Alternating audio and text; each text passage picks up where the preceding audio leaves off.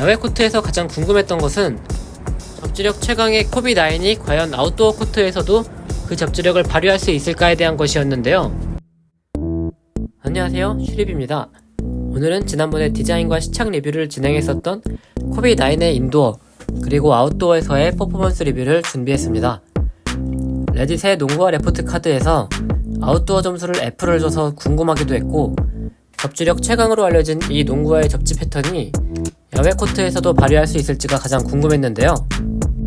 실내 코트에서의 착화감 그리고 야외 코트에서의 착화감을 나누어서 간단히 설명드려 보려고 합니다.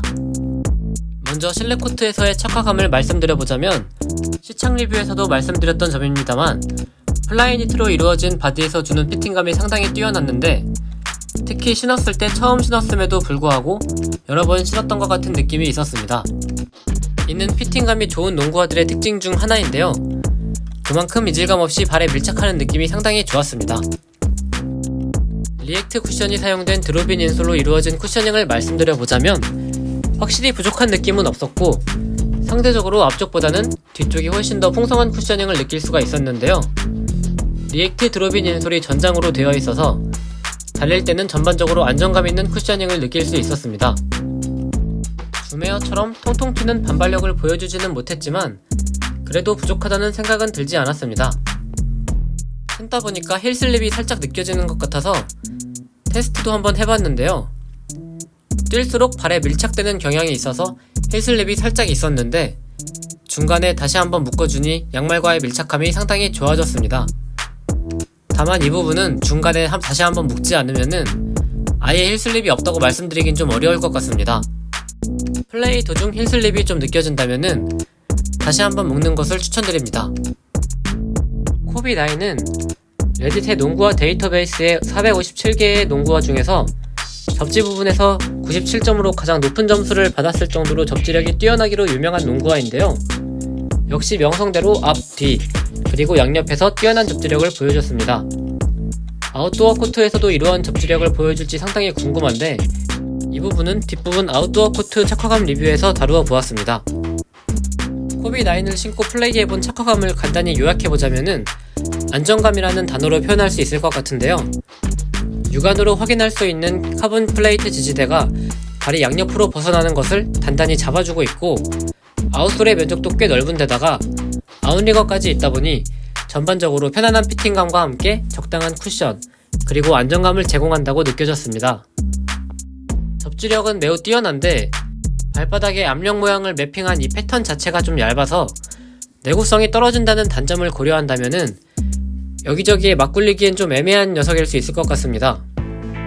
발매가가 24만 9천원으로 정가에 구매했다고 해도 한두 푼 하는 녀석이 아니기 때문에 아웃솔이 쉽게 뜯겨나간다면은 마음이 많이 아플 것 같습니다. 다음은 야외 코트로 이동해 보았습니다. 야외 코트에서 가장 궁금했던 것은 접지력 최강의 코비9이 과연 아웃도어 코트에서도 그 접지력을 발휘할 수 있을까에 대한 것이었는데요. 결과부터 말씀드려보자면 발휘되지 않았습니다. 패턴이 깊지 않고 얇아서인지 더 큰 힘이 필요한 아웃도어 코트에선 약간 밀리는 현상이 있었는데요. 야외 코트의 컨디션에 따라 다르겠지만 야외에선 아웃솔 패턴이 더 크고 깊은 농구화가 필요한 것 같습니다.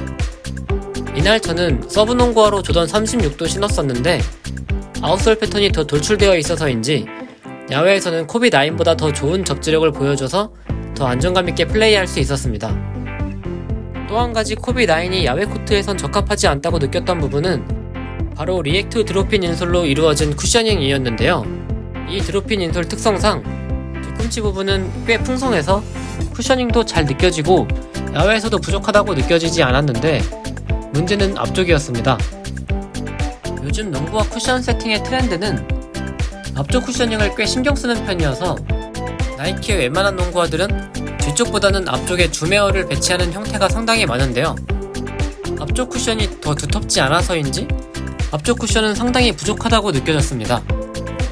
야외 코트의 특성상 인도어보다는 무릎이나 관절에 인도어보다 더 큰 충격이 오기 때문에 야외에서 뛸 때는 쿠션이 풍성한 농구화를 주로 신는 편인데, 리액트 드롭인 인솔로만 이루어진 코비9의 쿠션은 좀 부족하지 않나라는 생각이 들었습니다. 앞쪽에 좀 크기가 작더라도 줌에어 하나가 들어가 있었으면 좋았을 것 같습니다. 1시간 정도 뛴 후의 아웃솔 모습인데요.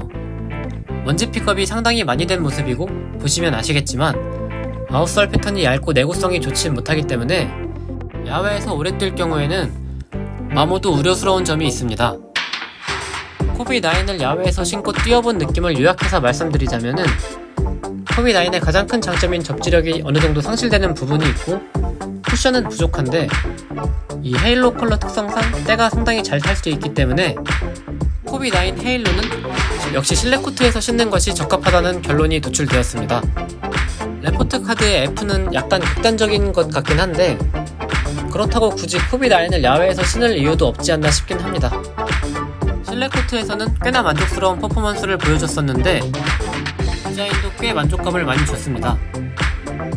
트리플 화이트 컬러와 빛이 반사되는 각도에 따라 다른 색으로 보이는 수우실, 그리고 카본 소재가 사용된 지지대가 포인트가 되어주어서 감성적인 부분에 대해서도 충분히 만족도를 줄 수 있는 신발이 아닌가 생각합니다.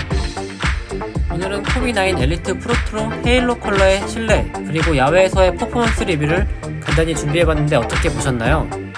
개인적으로는 접지력이 뛰어난 농구화가 야외에서도 그 기능을 발휘할지 궁금했었던 부분이 있었는데, 사실 이 부분이 농구화마다 다를 수 있어서 절대적인 기준이라기보다는 코비9의 경우엔 저렇구나 라고 이해해주시면 좋을 것 같습니다. 앞으로도 제 채널에서 코비 시리즈는 쭉 다뤄볼 예정인데요. 많은 관심 부탁드리며 다음엔 더 재미있는 신발 이야기로 찾아뵙도록 하겠습니다. 오늘도 시간 내서 시청해주셔서 감사드립니다. 트립이었습니다.